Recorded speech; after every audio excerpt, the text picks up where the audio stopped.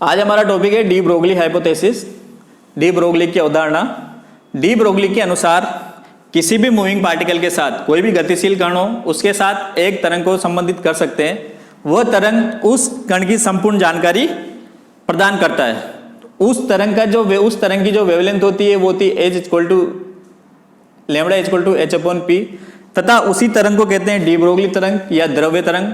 और उसके साथ जो वेवलेंथ चलती है उसकी जो वेवलेंथ होती है उस वेवलेंथ को कहते हैं डी ब्रोगली वेवलेंथ या द्रव्य wavelength.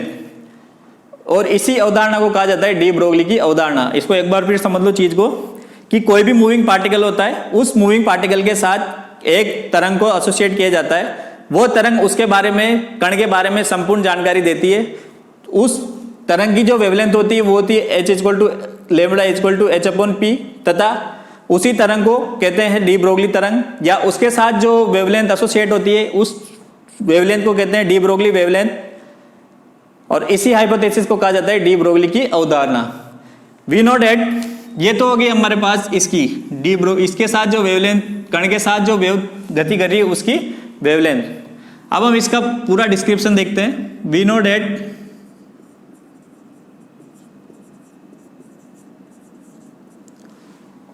According quantum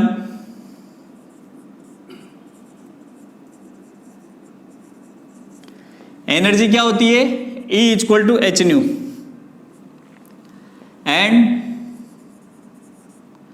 from Einstein relation E equal to क्या होता है mc स्क्वायर, फ्रॉम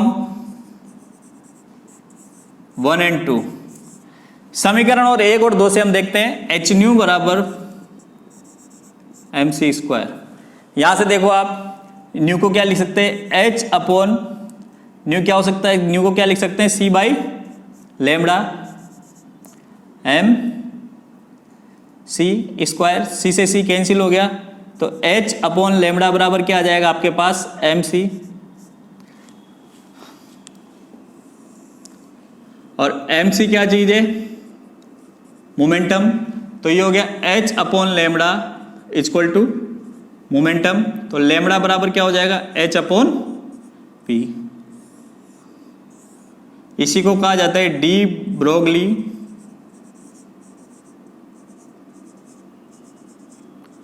वेवलेंथ। ठीक है, तो डी ब्रोगली वेवलेंथ क्या हो गया हमारे पास, lambda equal to H upon P. We know for particle. अब पार्टिकल कैसा है, मूविंग पार्टिकल है। मूविंग पार्टिकल है तो अपने साथ वेलोसिटी एसोसिएट करेगा। तो उस केस में जो एनर्जी होती है वो होती है H upon 1/2 M V square. M से ऊपर नीचे मल्टीप्लाई कर दो तो ये हो गया 1/2 एम वी का whole square upon M. M V क्या हो जाएगा, मोमेंटम। तो ये हो गया E equal to 1/2 P square by M. तो पी स्क्वायर बराबर क्या हो जाएगा 2me, और P बराबर क्या हो जाएगा अंडर रूट 2me। एनर्जी और मोमेंटम रिलेशन, ये एनर्जी मोमेंटम रिलेशन भी है। तो P बराबर हो जाएगा अंडर रूट 2me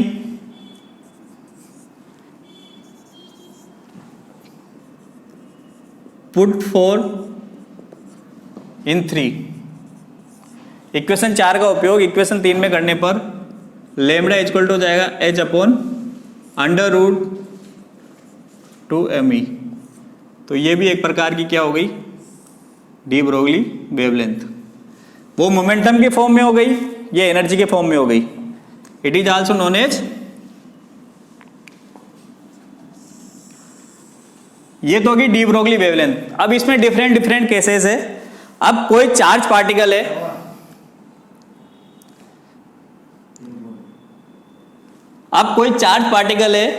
वो चार्ज पार्टिकल V वोल्ट से त्वरित हो रहा है। कोई भी चार्ज पार्टिकल है Q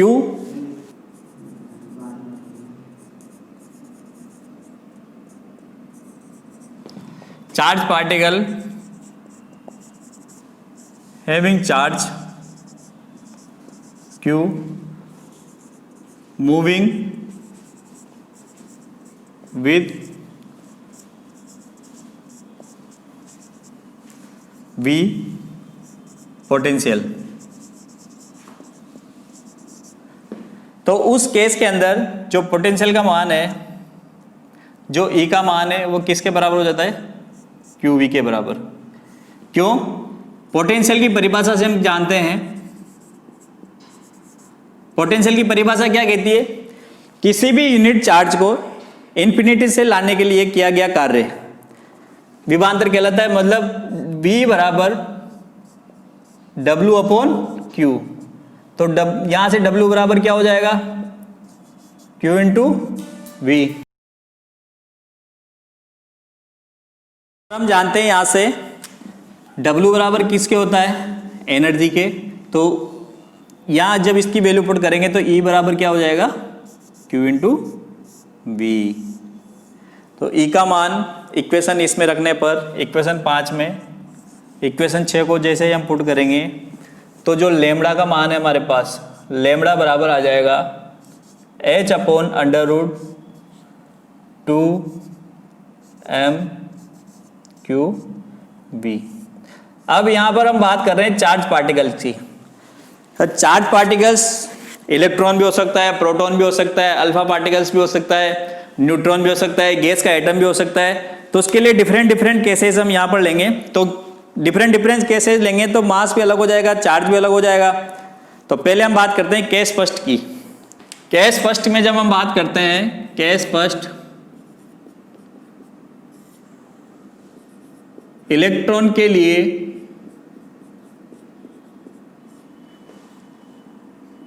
डी ब्रोगली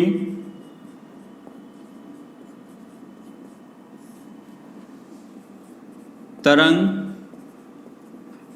दे रहे।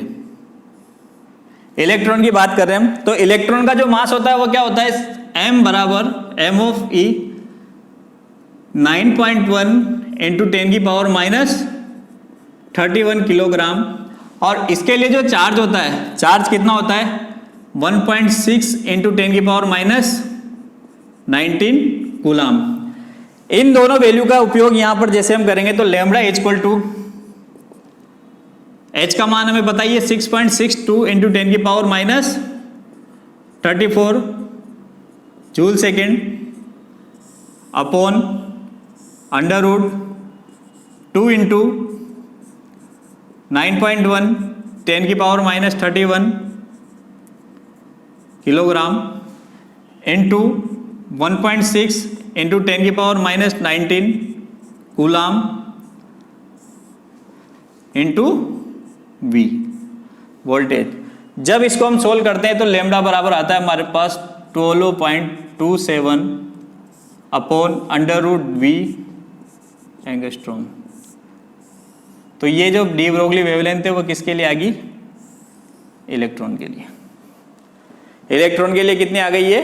12.27 under root V angstrom. Case second for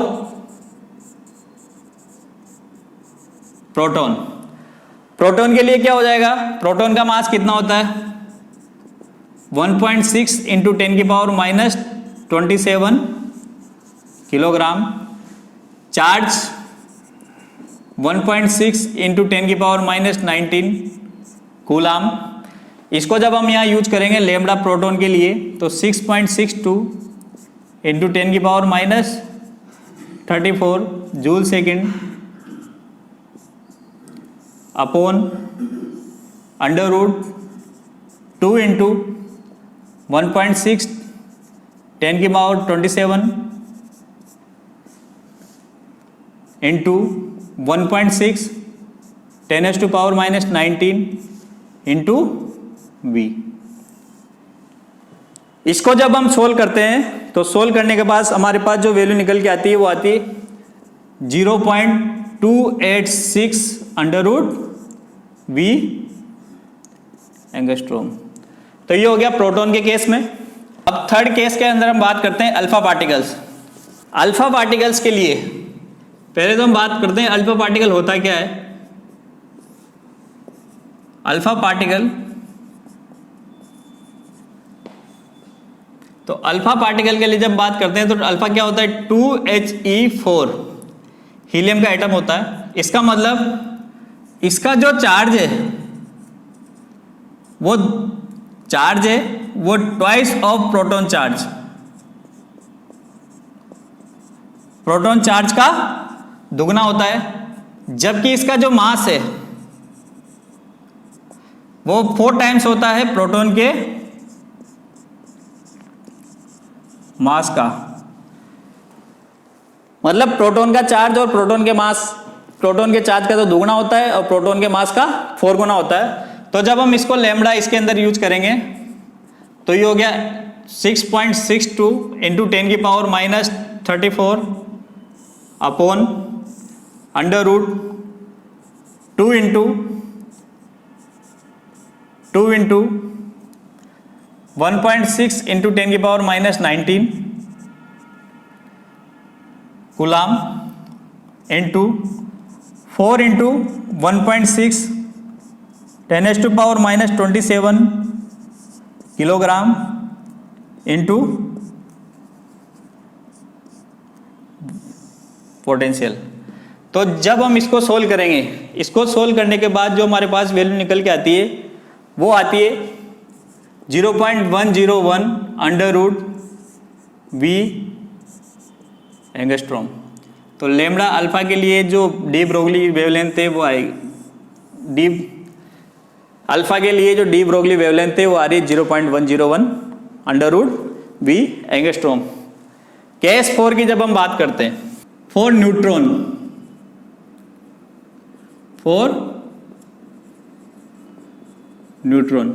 अब न्यूट्रॉन एक न्यूट्रल पार्टिकल है तो इसका कोई चार्ज एग्जिस्ट करेगा ही नहीं, एग्जिस्ट नहीं करेगा तो न्यूट्रॉन के लिए जो एनर्जी आती है वो आती है E = kT according to kinetic theory. तो इस kT को जब हम यूज करेंगे तो लैम्बडा बराबर हो गया H upon under root 2m kT।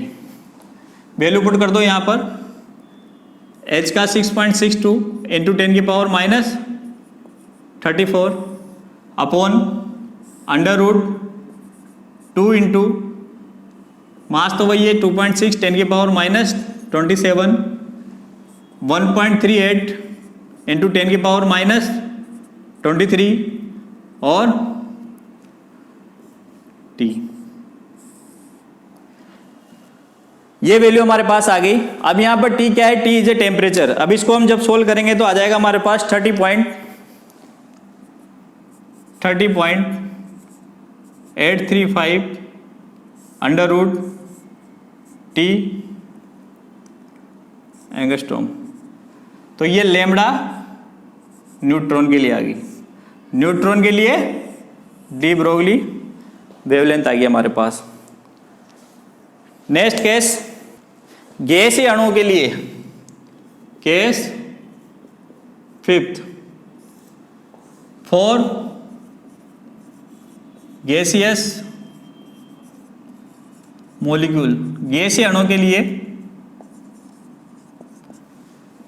गैसीय अणुओं के लिए काइनेटिक थ्योरी से हम जानते हैं जो एनर्जी होती है 3/2